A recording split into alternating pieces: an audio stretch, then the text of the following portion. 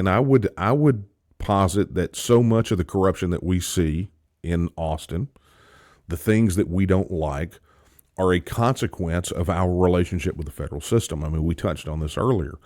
But that being said, Texas represents for us a phenomenal opportunity to make some fundamental changes to Texas during the process, right? The process itself is oddly not as complicated as people want to make it to be, but it gives us the political gravity, the political heft necessary to make those changes. The average voter turnout for independence referendums worldwide over the last 100 years is 85%. Wow. Holy crap.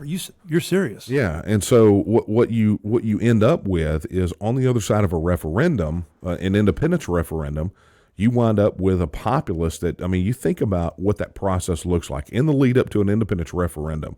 What is everybody doing? They're given basically our system of governance gets a colonoscopy. I mean, that's just what happens. Not only are people examining our relationship with the federal system, they're examining how we're being governed here, which is one of the reasons that the political establishment here in Texas is very resistant to putting this question on the ballot, is because it makes people ask questions that make those political establishment types very uncomfortable. But, you have these big debates. Everybody's kicking over every rock, and every dirty little secret gets exposed. You go to an independence referendum, and you have that independence referendum, and you win it.